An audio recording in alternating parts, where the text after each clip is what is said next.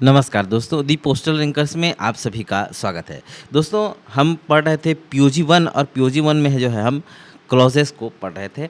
कल की क्लास में हमने क्लॉज 7 तक देखा था, है ना। आज हम जो है क्लॉज 8 से शुरू करने वाले हैं और जितना ज़्यादा हो सके हम कवर करेंगे। क्लासेस 15 से 20 मिनट की होगी। क्लासेस आपकी ऑफिस टाइमिंग को देखते हुए होगी। रिकॉर्डेड फॉर्म में आपको मैं उपलब्ध कराऊंगा और इन क्लासेस की जो पीडीएफ है ना, जो मैं भी एनोटेशन यूज करूंगा इन क्लासेस को लेकर आने में, वो आपको मेरे टेलीग्राम चैनल पर मिल जाएगा, जिसका लिंक आपको कमेंट बॉक्स में पिन किया हुआ मिलेगा। तो आइए शुरू करते हैं आज की क्लास और आज देखते हैं क्लॉज में क्या क्या क्लॉजेस हैं। सबसे पहले देखते हैं क्लॉज नंबर 8। क्लॉज नंबर 8 हमें बताता है डाकघर की छुट्टियों के बारे में, पोस्ट ऑफिस हॉलीडेज़ के बारे में बताता है।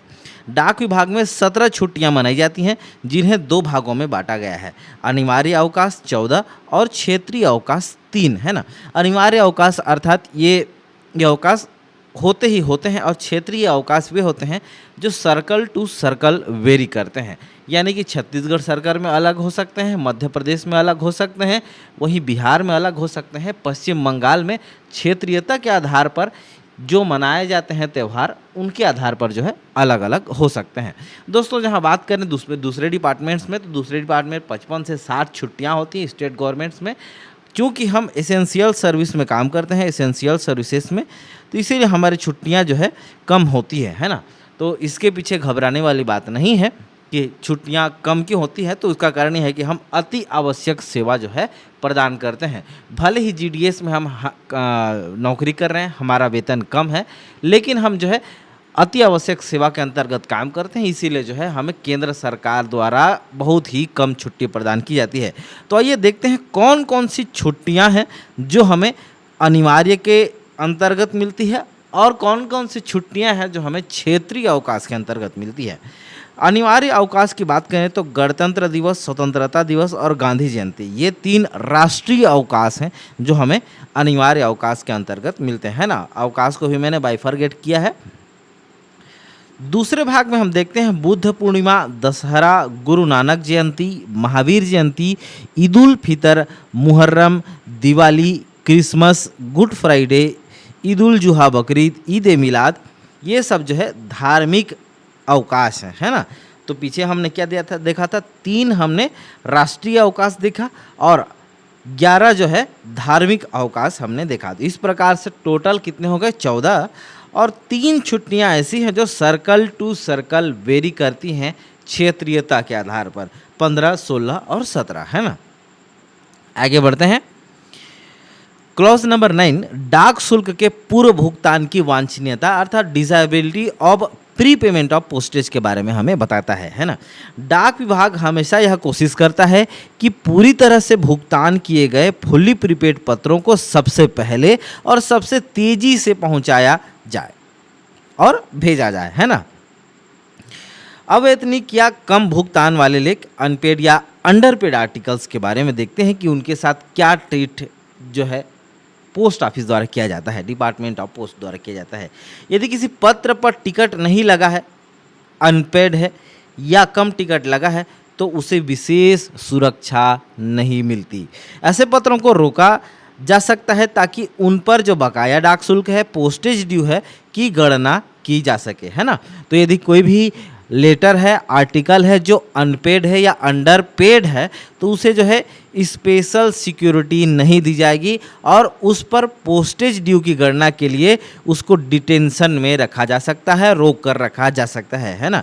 उसके लिए जो है डिलीवरी में देरी हो सकती है। जिन पत्रों का पूरा भुगतान होता है उसे स्पेशल डिलीवरीज में भेजा जाता है, लेकिन अनपेड आर्टिकल्स को स्पेशल डिलीवरीज में शामिल नहीं किया जाता, बल्कि उन्हें जनरल डिलीवरीज के लिए जो है रोक कर रखा जाता है ना। जनरल डिलीवरीज के लिए रोक कर रखा जाता है, सामान्य वितरण के लिए, और इसीलिए भी रोक कर रखा जाता है ताकि पोस्टेज ड्यू की जो है गणना की जा सके, है ना। आइए देखते हैं शॉर्ट में क्विक रिवीजन में क्या है। फुल्ली प्रीपेड फास्टेस्ट डिलीवरी है, अनपेड या अंडरपेड लाइबिलिटी टू डिटेंशन के हकदार होते हैं, और क्लॉज नंबर 9 जो है यही बताता है हमें desirability of prepayment of postage. Next clause है क्लॉज नंबर 10 डाक टिकट और stationery, postage stamps and stationery. भुगतान का तरीका, मोड ऑफ पेमेंट देखते हैं। डाक शुल्क का भुगतान सामान्यतः भारत सरकार द्वारा अधिकृत डाक टिकटों के माध्यम से किया जाता है ना। ये पीओजी के अनुसार है, चूँकि वर्तमान में हम प्लास्टिक मनी की दौर से गुजर रहे हैं। प्लास्टिक मनी अर्थात ऑनलाइन पेमेंट के दौर से जो है हम फास्टेस्ट ग्रोइंग यूपीआई में maximum transaction in the world वाले कंट्री हैं। तो ये पीओजी 1 के अनुसार है कि डाक शुल्क का भुगतान जो है भारत सरकार द्वारा अधिकृत डाक टिकटों के माध्यम से किया जाता है ना। ये पीओजी 1 के अनुसार है। वर्तमान में हम ऑनलाइन और कैश का उपयोग करते हैं। विभाग इम्बोस्ड स्टेशनरी भी जारी करता है। इम्बोस्ड अर्थात जैसे लिफाफों पर टिकट पहले से लगे होते हैं, उनको हम जो है इम्बोस्ड स्टेशनरी, पोस्ट कार्ड के अलावा लिफाफे, डिपार्टमेंटल लिफाफों को आपने देखा होगा, वो जो है इम्बोस्ड स्टेशनरी कहलाते हैं, है ना, जो डिपार्टमेंट ऑफ पोस्ट द्वारा जारी किए जाते हैं। जैसे लिफाफे, आईएलसी, पोस्ट कार्ड जिन पर जो है टिकट पहले से छपा होता है ना। आगे बढ़ते हैं। अतिरिक्त डाक शुल्क, यदि डाक शुल्क छपे हुए मूल्य से अधिक है तो अतिरिक्त डाक टिकट लगाकर उसकी भरपाई की जा सकती है ना। यदि कम है, यदि मान लीजिए 10 रुपये है और आप उस पर 10 रुपये का जो है इम्पोज्ड स्टाम्प लगा है, और यदि उसका वज़न ज़्यादा है, उसका चार्ज मान लीजिए 15 रुपये हो जा रहा है, तो 5 रुपये का आप जो है एक्स्ट्रा उस पर टिकट लगाकर उसकी भरपाई कर सकते हैं। ठीक है, आगे देखते हैं। रेवेन्यू स्टैम्प्स, राजस्व स्टाम्प। डाकघर केंद्र सरकार द्वारा जारी रेवेन्यू स्टाम्प भी बेचते हैं। ध्यान रखिएगा, रेवेन्यू स्टाम्प बेचते हैं। जारी कौन करता है? केंद्र सरकार करता है। उपयोग किसके लिए होता है? केंद्र सरकार के लिए होता है, ना कि डाक टिकटों के रूप में। रेवेन्यू स्टाम्प का उपयोग पोस्टेज के लिए नहीं किया जाता। यदि आप पहली बार पेपर दे रहे हैं तो ये बात आप नोट करके रखिए कि कभी भी रेवेन्यू स्टाम्प्स का उपयोग डाक शुल्क पोस्टेज के लिए नहीं किया जाता है ना। डाक टिकट ही जो है पोस्टेज के लिए यूज़ हो सकता है, रेवेन्यू टिकट यूज नहीं होता। भुगतान के अन्य तरीके, डाक शुल्क का भुगतान फ्रैंकिंग मशीन की छाप या कुछ मामलों में नकद देकर भी किया जा सकता है। वर्तमान में ये परिवर्तित हो गया है। अब जो है टिकट के माध्यम से कम, अपितु कैश और ऑनलाइन के माध्यम से ज़्यादा किया जाता है। वर्तमान में आपको सीनियर्स ने इंस्ट्रक्शन देकर रखा होगा कि सीओडी की पेमेंट्स जो है आप लोग ऑनलाइन पेमेंट लें, ना कि हार्ड कैश या कोई दूसरा मेथड, है ना। फिलेटेलिक ब्यूरो के बारे में देखते हैं। टिकट संग्रह करने वालों फिलेटेलिट्स की सुविधा के लिए प्रमुख डाकघरों में फिलेटेलिक ब्यूरो बनाए गए हैं, है ना। इसको क्या कहते हैं? King of hobbies of king, ठीक है, शौक का राजा, राजाओं का शौक, है ना। ठीक है, आर्मी पोस्ट ऑफिस में यह सुविधा उपलब्ध है। आर्मी पोस्ट ऑफिस में भी यह सुविधा उपलब्ध है। यदि आप जिस भी सर्कल से तैयारी कर रहे हैं तो उस सर्कल में कितने फिलेटेलिक ब्यूरो हैं, ये आप नोट डाउन करके अपने नोट्स में रख लीजिएगा, है ना। मैं तो आपको नोट्स दे रहा हूँ। देखिए, नोट्स का विशेष महत्व इसलिए है क्योंकि ये जो नोट्स है कलरफुल है, हैंड रिटन है। कलरफुल हैं तो क्या होगा? कलरफुल हैं तो आपके जो माइंड को जो है डायरेक्ट अफेक्ट करेंगे। क्योंकि माइंड में जो है सेंसरी मोटर स्टेज में हम कलरफुल चीज़ों को जो है हमारा माइंड ज़्यादा अट्रैक्ट करता है, और ये जो कलरफुल चीज़ें हैं आपको जल्दी से आपके दिमाग में याद होती हैं। ठीक है, विदेशी आर्डर्स, ओवरसीज आर्डर्स के बारे में देखते हैं। इनका निपटान जो है बॉम्बे जीपीओ स्थित इंडियन फिलेटेलिक ब्यूरो में किया जाता है ना।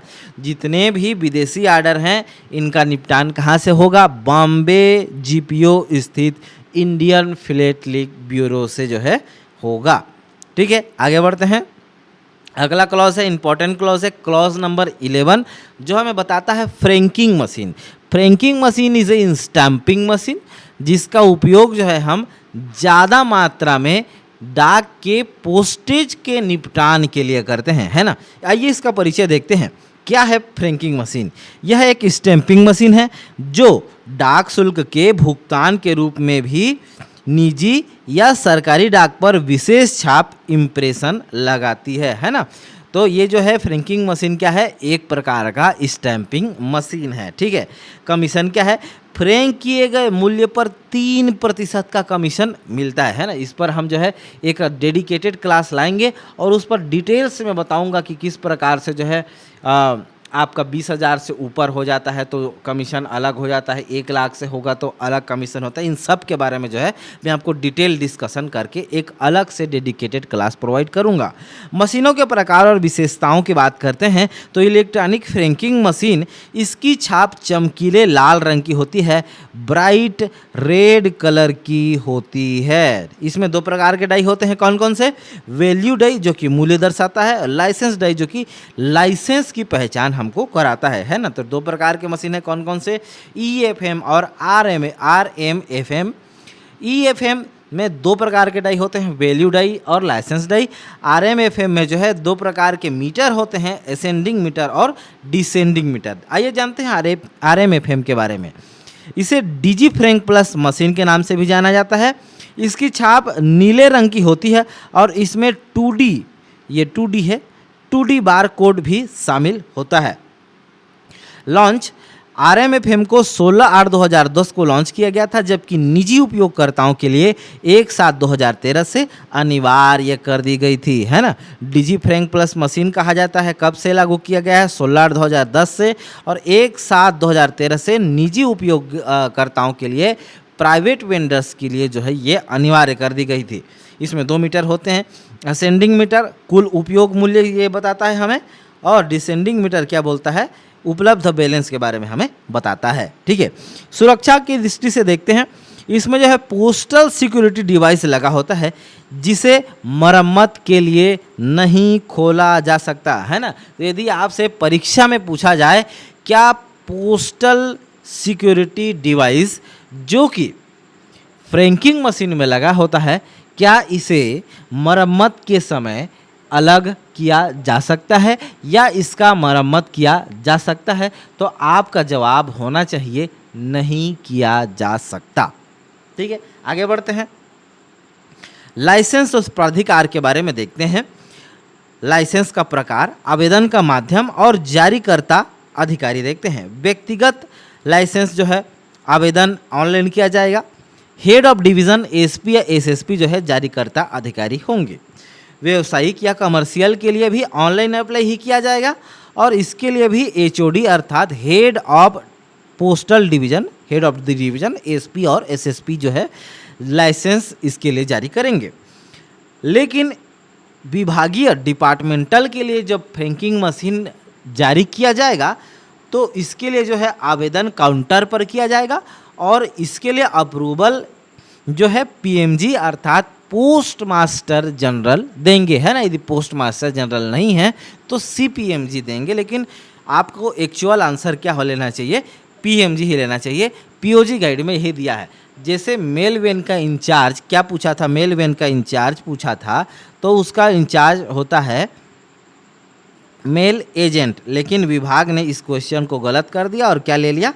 मेल गार्ड, जो कि सरासर गलत था, ठीक है, कोई बात नहीं। लेकिन POG में जो लिखा है वही आपको ऑथेंटिक मानकर चलना चाहिए और वही आपको आंसर भी लेना चाहिए। वैधता देखते हैं, वैलिडिटी देखते हैं। नए लाइसेंस और नवीनीकरण रिन्यूअल की अवधि जो है 5 वर्ष की होती है ना। और 5 वर्ष के बाद यदि आप रिन्यूअल नहीं करते हैं तो 375 के जगह 475 आपको शुल्क चुकाने होंगे। 100 रुपया अतिरिक्त जुर्माना आपको देना पड़ेगा, ठीक है। नवीनीकरण रिन्यूअल देखते हैं। लाइसेंस समाप्त होने से कम 1 महीना पहले आपको आवेदन करना होगा कि मुझे जो है लाइसेंस कंटिन्यू रखना है, ठीक है। आगे बढ़ते हैं, वित्तीय नियम, शुल्क और रिचार्ज। लाइसेंस नवीनीकरण शुल्क 375 रुपये है 5 वर्ष के लिए। यदि विलंब करेंगे तो लाइसेंस समाप्त होने के बाद नवीनीकरण का किराया 100 रुपया एक्स्ट्रा आपको देना पड़ेगा, है ना। अर्थात 475 475 रुपया आपको जो है पे करना पड़ेगा। प्रथम रिचार्ज इनिशियल पेमेंट की बात करते हैं तो न्यूनतम 2000 और अधिकतम 9900 रुपये का करना पड़ेगा, है ना। ये दोनों जो है ये दोनों भुगतान आप किससे कर सकते हैं, चेक या बैंक ड्राफ्ट द्वारा कर सकते हैं। ध्यान रखिएगा, कैश में नहीं कर सकते, ठीक है। तो न्यूनतम 2000 और अधिकतम 9900 9900, है ना। आगे बढ़ते हैं।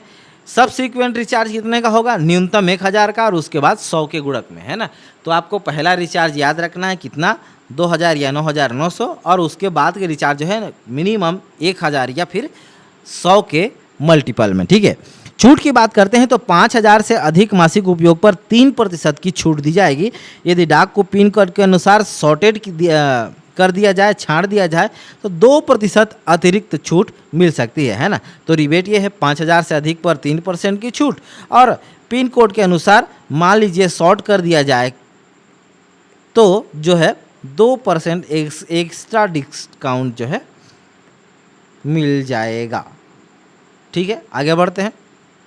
सर इतने अच्छे हैंड राइटिंग में लिखे हो, लेकिन जो अभी लिख रहे हो वो तो केकरा गुड़ के समान दिख रहा है। तो ऐसा नहीं है भाई, ये जो है सॉफ्टवेयर जिसमें मैं लिख रहा हूँ उसमें प्रॉपर हैंड राइटिंग नहीं बनती, लेकिन जिसमें मैं नोट्स बनाता हूँ उसमें मेरा प्रॉपर बनता है ना। तो कहीं भी एआई का यूज़ नहीं हुआ है, ये टोटली मेरा ही हैंड राइटिंग है, ठीक है। आगे बढ़ते हैं।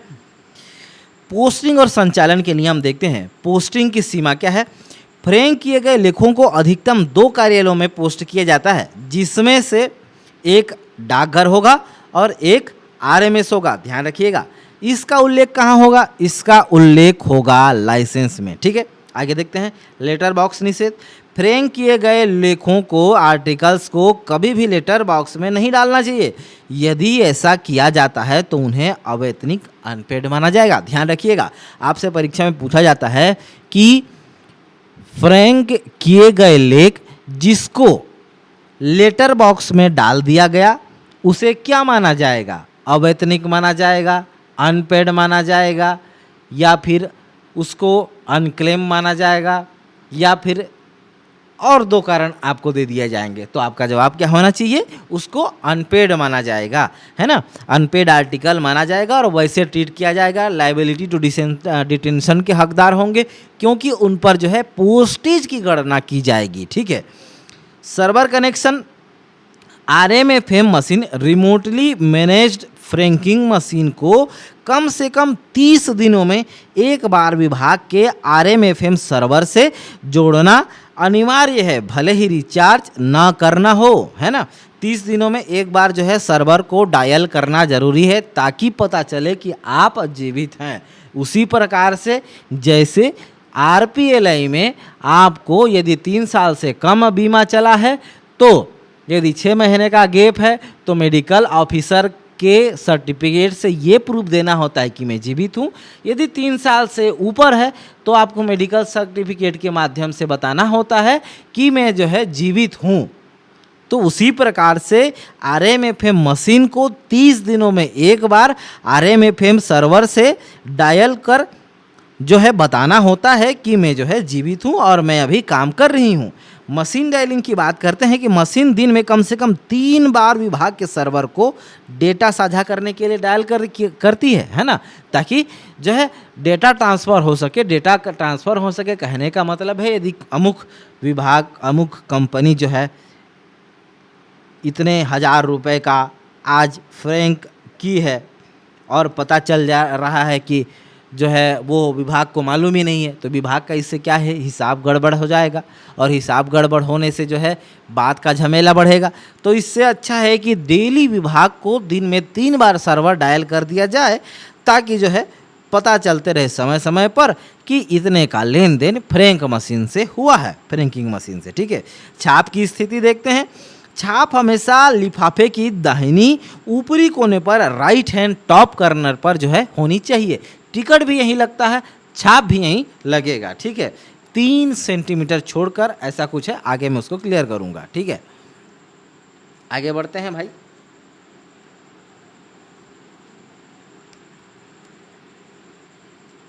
थोड़ा सा टेक्निकल ग्लिच है।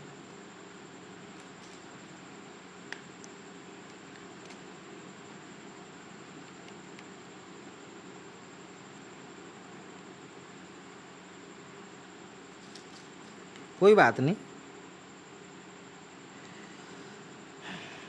तो ये था फ्रैंकिंग मशीन। अभी हमने जाना फ्रैंकिंग मशीन क्लॉज नंबर 8 से क्लॉज नंबर 11 तक हमने क्लॉजेस को आज समझा है।